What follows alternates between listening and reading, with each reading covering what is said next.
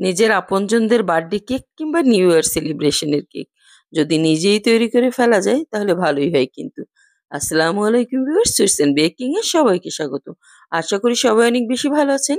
আজকে আমি প্রায় 2 পাউন্ড ওজনের একটি চকলেট কেকের রেসিপি শেয়ার করব। আশা করি ভালো লাগবে।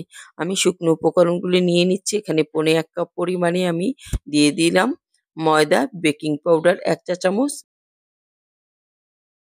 দিয়ে দিলাম 1 টেবিল চামচ গুঁড়া দুধ, আরও দিয়ে দিচ্ছি 1.5 টেবিল চামচের মতো কোকো পাউডার।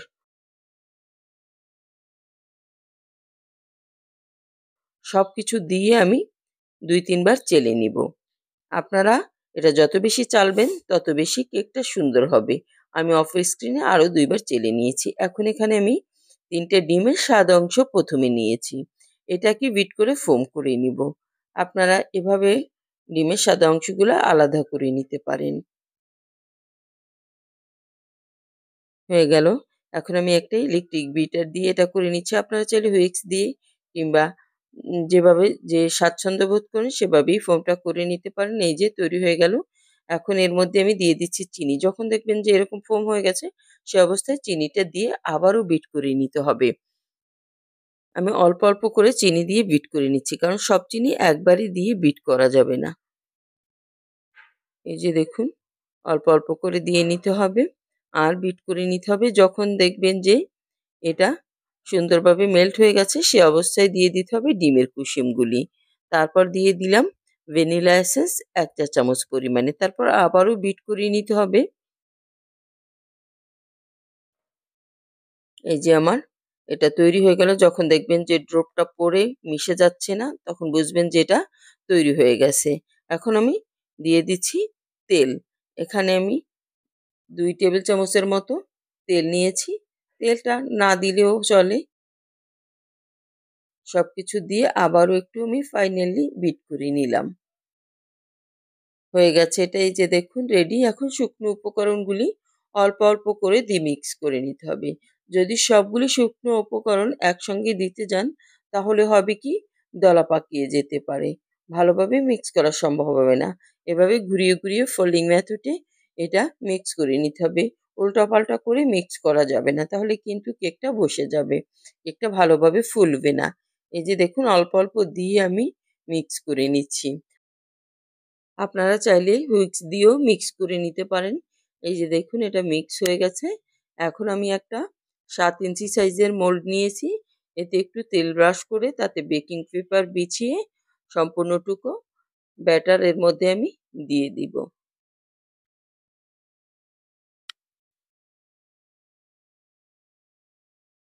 বেকিং পেপারটা সুন্দরভাবে কিন্তু বিছিয়ে নিতে হবে। এই যে দেখুন বিছানো হয়ে গেল।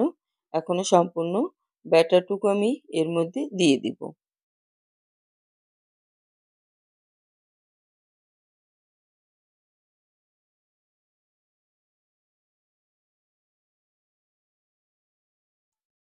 সম্পূর্ণ ব্যাটারটা দিয়ে একটা টুথপিক দিয়ে ভালোভাবে এভাবে ঘুরিয়ে নিতে হবে। তাহলে সব সাইডই সুন্দরভাবে সমান হবে। কোনো এক জায়গা থেকে ফুলে উঠবে না। তারপর একটু ভালোভাবে ট্যাপ করে নিবেন। তাতে সুন্দরভাবে লেবেল হয়ে যাবে। এই যে আমি একটু ট্যাপ করেও নিচ্ছি।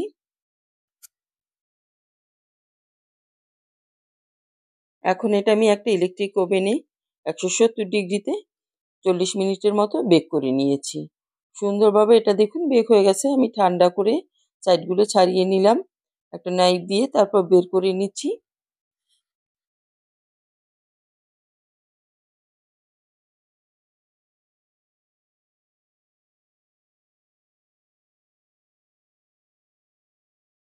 এই যে দেখুন বেকিং পেপারটা সরিয়ে নিতে হবে।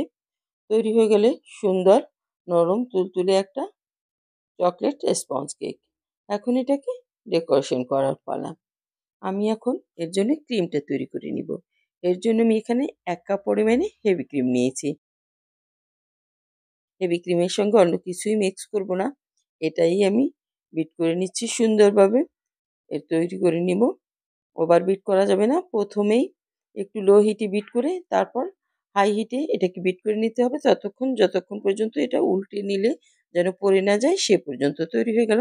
আমি কেকটাকে 2 স্লাইস করে নিচ্ছি। নিয়ে এতে সুগার সিরাপ ব্রাশ করে দেব। সুগার সিরাপটা জাস্ট পানি এবং চিনি দিয়ে তৈরি করে নিতে হবে, ফুটিয়ে নিলেই হবে। এই যে উপরে আমি একটা ব্রাশ দিয়ে সুন্দরভাবে সুগার সিরাপ ব্রাশ করে নিব। তার আগে আমি একটু স্ট্যান্ডটা পরিষ্কার করে নিলাম। এখনই একটু ক্রিম এখানে আমি দিয়ে দিচ্ছি যাতে বোর্ডটা বসালে না নড়ে। উপরেও হালকা ক্রিম দিয়ে দিতে হবে। তারপর কেক বসিয়ে নিতে হবে তার উপরে।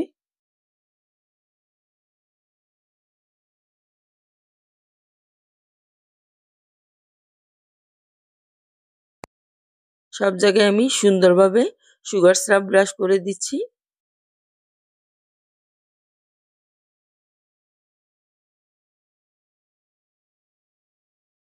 তার উপর দিয়ে দিলাম আমি চকলেট গানাশ।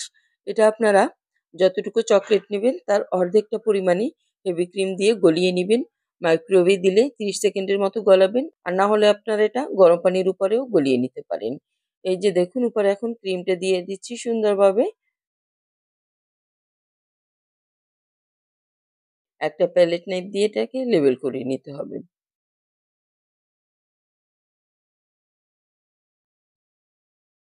এর উপরে দ্বিতীয় স্লাইসটা আমি বসিয়ে দিব। এই যে দ্বিতীয় স্লাইসটা বসিয়ে দিলাম। তার উপর আবারও সুগার সিরাপ ব্রাশ করে নিলাম।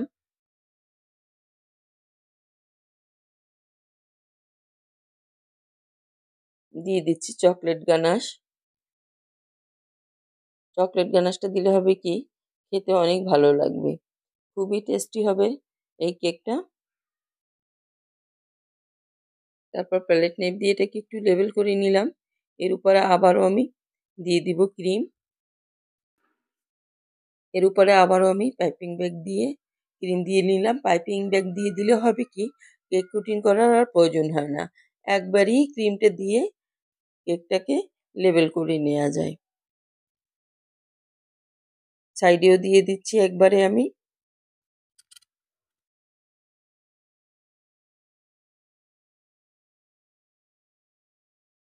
এই যে সম্পূর্ণ দেওয়া হয়ে গেল।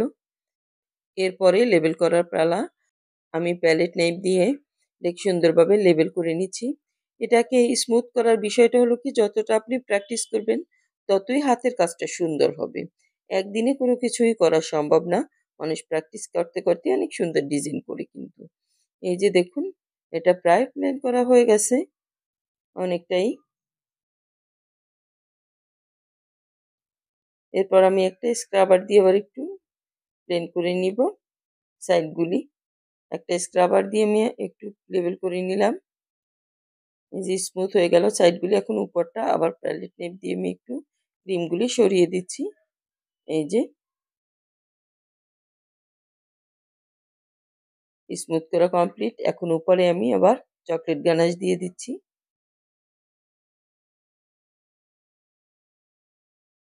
আপনারা চাইলে চামচ দিয়েও চকলেট গানাশটা দিতে পারেন। তবে পাইপিং ব্যাগ দিয়ে দিলে এটা সুন্দরভাবে করা সম্ভব। তারপর একটু প্যালেট নাইফ দিয়ে লেবেল করে দিলাম এই যে। এখন উপরে আপনাদের পছন্দ মতো ডিজাইন করে নিতে পারেন। যার যেমন ডিজাইন ভালো লাগে।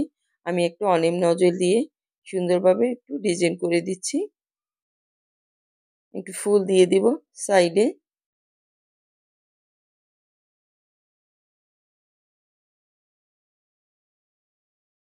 ফুলগুলি দেয়া কমপ্লিট। এখন একটু স্টার দিয়ে দিচ্ছি ওই একই নজল দিয়ে। এটাও দিয়ে দিলাম আমি। আর পাইপিং ব্যাগে আমি হালকা লাল রঙের কালার মিলিয়ে নিয়েছিলাম। তো এরকমের একটা লাল শেড আসছে কিন্তু। আমি এটা হ্যাপি নিউ ইয়ারে তৈরি করেছিলাম।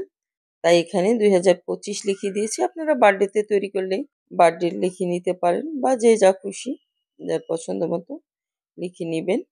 যে তৈরি হয়ে গেল সুন্দর একটা কেক। আমি উপরে কিছুটা সুগার বল ছড়িয়ে দিচ্ছি।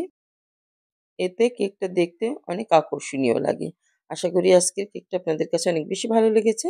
ভালো লাগলে বেশি বেশি শেয়ার করে দিবেন। সবাই অনেক বেশি ভালো থাকবেন। আল্লাহ হাফেজ।